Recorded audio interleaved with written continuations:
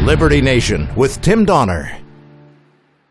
And now for the latest installment of Nothing New Under the Sun, designed for those of you who believe the politics and culture of the current day are so wrong or depraved that this must be the worst condition the country's been in, like, forever, or at least since the Civil War, right? Bitter political divisions, mob violence, censorship, a deadly pandemic. Well, guess what? All of this has happened before, 100 years ago. In his new book, 1920, The Year of the Six Presidents, historian and prolific author David Pietrusza explores the differences and surprising similarities between 2020 and 1920, as he explained in a discussion with LibertyNation.com editor-in-chief Leesa K. Donner. And as he surveys the culture of a century ago, he puts to rest the notion that the America First movement was started by Donald Trump, or even, as many historians have wrongly stated, by Charles Lindbergh in the run-up to World War II. What changes from decade to decade and generation to generation is, I think, what sins are popular and what sins are unforgivable. So we do bad things at some point, and then we straighten up in others. And we also get very scrupulous about things. Right now, we're in a great scrupulosity about race and ethnicity and all this. But you know, the issues which were in 1920 were our involvement in the world. Are we going to go it alone, or are we going to be America first? That phrase does not go back to the interventionist argument before World War II. It goes back to World War I. You know, it's been around a long time. That was a Harding slogan. He made a phonograph record of one of his speeches called America First. You can listen to it today. So you're talking about that. The Ku Klux Klan is getting up and running at that point. Integration. It's also a time when blacks are voting Republican, when Woodrow Wilson has segregated the District of Columbia, the federal workforce, and now we're legalizing all sorts of substances. And in 1920, we were delegalizing alcoholic beverages. But we weren't actually. That's one of the things which is misunderstood. You could have booze and you could drink booze. There was nothing illegal about that. You just couldn't manufacture it or transport it. And of course, we're seeing a similar debate over marijuana and other drugs today, forgetting that we tried prohibition of widely popular intoxicants 100 years ago, and the project was such an abject failure that the 18th Amendment banning the sale of liquor in 1919 was reversed just 14 years later in 1933 by the 21st Amendment, canceling the prohibition. But as per the title of the book, half a dozen once or future presidents were all mixing it up around the presidential race of 1920, plus one subversive outsider, making it all sound something like 2020. In 1920, like, one of the key things is it's the year of the six presidents.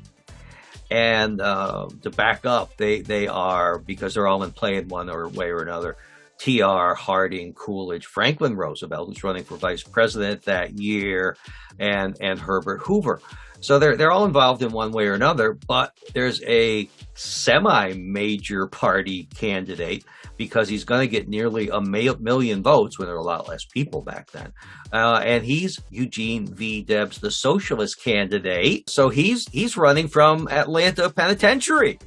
And they let him, basically. I mean, they don't let him out, but they let him send out, little 500-word attacks on American capitalism and society and the major parties. After 1917, sedition. We talk about sedition. And so we have an Espionage Act and we have a Sedition Act. And the Sedition Act is used against opponents of our entry into World War I, who in many cases were socialists, were left-wingers, were pacifists, and that they are packed off to jail. Now, what we have today is where you may be shut down on Twitter or Facebook, etc. Back then, the United States government would be more direct, and the United States government could shut you down from the mail. Right. And so magazines would be banned from the United States mail, and that is how they would shut people down when they were not outright arresting them. And then, of course, you might have occasional mob violence. There's the Centralia Massacre after World War I, where some veterans and some IWW, International Workers of the World, radicals, mix it up, and there's a horrendous lynching which occurs of one of the radicals. The Wilson cabinet, is discussing, should we be throwing Theodore Roosevelt in jail because he keeps criticizing us? Okay, how dare he? But it's like, well, no, he's Theodore Roosevelt. I don't think we should do this. It's like, as I say, things were in many cases different then, even though you may have cases of mob violence and repression, which exist, again, not unprecedented. And Mr. Pietrusza goes on to discuss how the progressive movement we see today actually had its roots in the early 20th century and took on a form that was in many ways similar to today. You've got the progressive era, which has really started 15, 20 years before 1920, and it gets up and rolling with the muckrakers. And, progressivism doesn't start out of nowhere, out of the ether. So there's a populist movement before that, which kind of meant something a little different than the populism of today. But that gives way. So progressivism, there's like these three branches of left-wing, shall we call it, reform, but I'd prefer to call it just change or agitation. And progressivism, which is kind of middle class and in the cities, populism, which is often in the prairies or the South. And that's another thing to think about, is we think about who's going to be on which side of a political spectrum. And so the real racism often comes out of populism in the South or the progressives. Theodore Roosevelt does not allow blacks to be delegates to his Progressive Party convention in 1916, although they had been for years and years and years to Republican political conventions. And then the third thing is outright socialism, which is not yet communism, because there isn't any real communism until 1920 or 1917 when the Bolsheviks take over Russia. But you've got all those three strains. They're often working for the same goals. And then you have the Republicans or even the Democrats. There's a big strand of conservative Democrats going into like the New Deal then.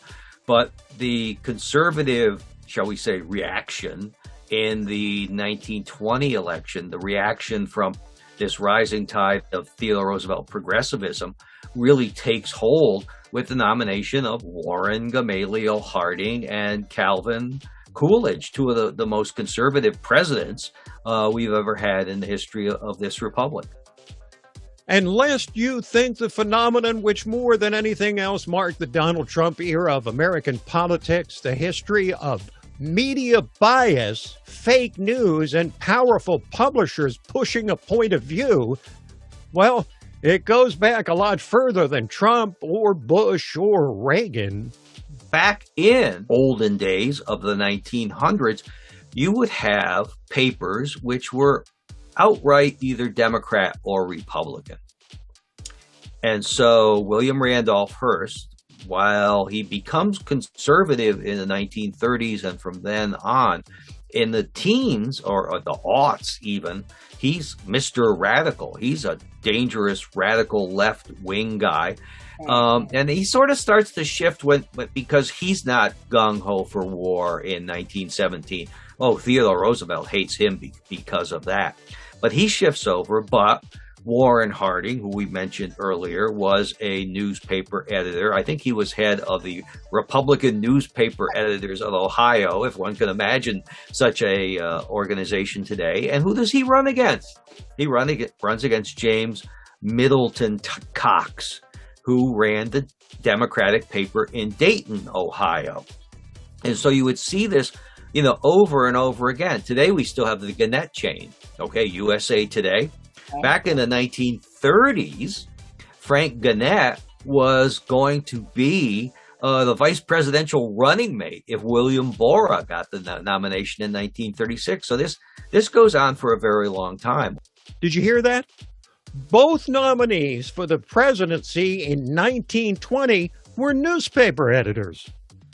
Imagine if the editor of the New York Times or Washington Post actually ran for president and made it.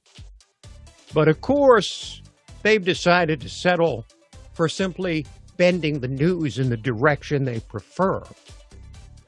Quick break, and then we're back with Talkin' Liberty.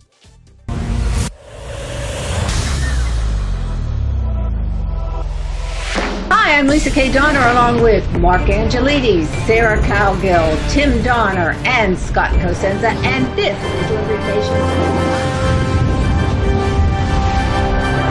Now let's take a look at the LibertyNation.com electoral leaderboard. It's still 238 for Joe Biden. What if stories and legends can offer us the key to unraveling the hottest political issues of the day and apply their lessons to understanding the chaos of modern politics? Impeach 45!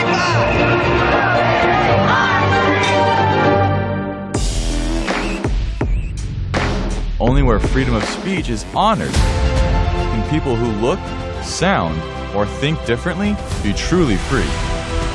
If you're discussing something that's difficult, the probability that you're not going to offend each other is zero. President-elect of the United States of America, Donald Trump.